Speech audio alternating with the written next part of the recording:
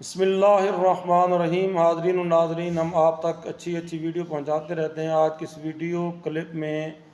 آپ دیکھیں گے کہ کیا نبی علیہ الصلوۃ والسلام پر جادو ہوا تھا،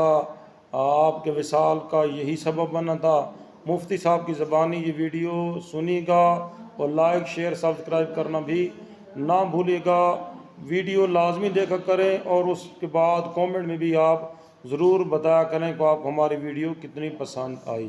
پیارے آقا صلی اللہ تعالیٰ علیہ وسلم پر جادو ہوا تھا، اور کیا یہی سبب جو ہے پیارے آقا علیہ السلام کے وصال ظاہری کا سبب بنا تھا؟ نبی پاک صلی اللہ علیہ وسلم کے وصال ظاہری کا سبب تو یہ نہیں بنا تھا، البتہ وہ جو زہر آپ کو دیا گیا تھا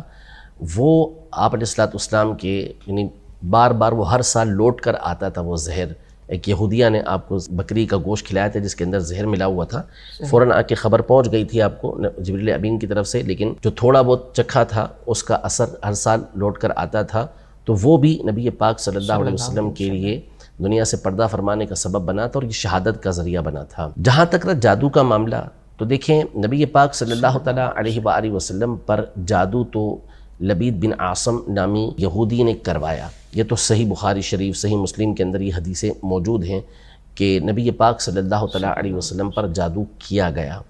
اور نبی پاک صلی اللہ علیہ وسلم پر اس کا زیادہ سے زیادہ اثر جو ہوا وہ آپ کے جسم مبارک پر ہوا۔ یعنی جو آپ پر وحی نازل ہوتی تھی، جو احکام تبلیغیہ تھے، جو پہنچانے کا حکم تھا کہ یہ چیزیں آپ نے لوگوں تک پہنچانی ہیں، ان پر فرق نہیں پڑا تھا۔ بس یہ جسمانی طور پر ہوا تھا، اور یہ کہ بعض اوقات کوئی کام کر لیا تو لگتا ہے ایسا تھا کہ وہ کام نہیں کیا، اس طرح آپ علیہ السلام پر اس کا اثر ہوا تھا، تکلیف تھی نبی پاک صلی اللہ علیہ وسلم کو، اور یہ صحیح حدیثوں کے اندر موجود ہے،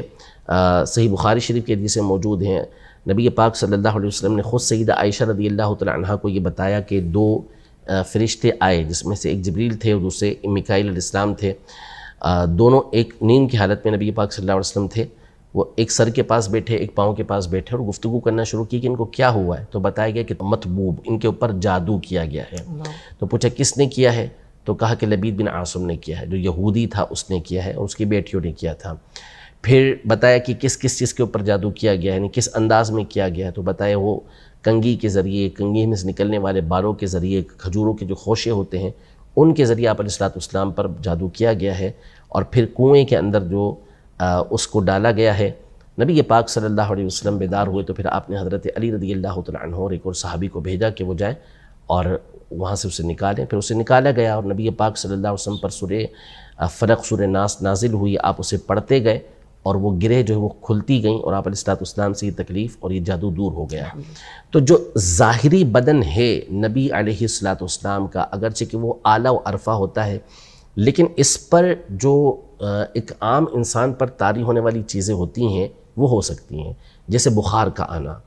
سر کا درد ہونا، جسم میں درد ہونا۔ یہ نبی پاک صلی اللہ علیہ وسلم اور دیگر انبیاء کرام علیہم السلام کے ساتھ بھی یہ معاملات ہوتے تھے، بیماریاں آپ کی بارگاہ میں حاضر ہوا کرتی تھیں، طبیعت آپ علیہ السلام کی بھی ناساز ہوا کرتی تھی۔ تو جسم جو آپ کا ہے، مبارک جسم، اگرچہ کہ وہ بھی بے مثل ہے، اس کی جو صفات ہیں، اس کی جو خوبیاں ہیں، اس کا جو حسن و جمال ہے، وہ اس کی کوئی مثال نہیں ہے، لیکن اللہ تبارک و تعالی نے جو آپ کو ایک تو ملکوتی فرشتوں والی صلاحیتیں، خوبیاں عطا کی تھیں، دوسرا آپ کا جو جسم مبارک تھا اس پر انسانی عوارض جو ہوتے ہیں، انسانی معاملات جو ہوتے ہیں وہ طاری ہو سکتے تھے۔ تو یہ جادو کا جو اثر ہوا وہ نبی پاک صلی اللہ تعالیٰ علیہ وآلہ وسلم کے ظاہری جسم کے اوپر ہوا، اور یہ کوئی اپنی طرف سے کہنے والی بات نہیں، باوجود اس کے کہ معلوم ہے کہ یہ بخاری مسلم کے اندر موجود ہے، اس کا انکار کرتے ہیں، اور وجہ وہ یہ سمجھتے ہیں کہ غالباً اس کے اندر نبی پاک صلی اللہ علیہ وسلم کی توہین ہے۔ تو ظاہر ہے کہ نبی پاک صلی اللہ علیہ وسلم کی تو ادنا سی توہین بھی کفر ہے، بندے کو دائرہ اسلام سے خارج کر دے گی، تو ایسا نہیں ہے، اس میں توہین نہیں ہے، یہ تو جادو جو کرے اس کی توہین ہے نا۔ نبی پاک صلی اللہ علیہ وسلم پر تو جادو کیا گیا، اور پھر یہ جادو اگر آپ کے باطن پر اثر کرتا یا نعوذ باللہ کو وحی کے اندر معاملات ہونے لگتے تو ہم کہتے کہ یہ چیز نہیں ہو سکتی کسی نبی علیہ السلام کے ساتھ۔ صرف جسم کے اوپر اس کا اثر ہونا نبوت کے خلاف نہیں ہے، یہ کوئی نبی پاک صلی اللہ علیہ وسلم کے توہین کے دائرے کے اندر نہیں آتا، ورنہ بڑے بڑے ائمہ کے اوپر جو ہے وہ نعوذ باللہ کفر کا حکم لگ جائے گا۔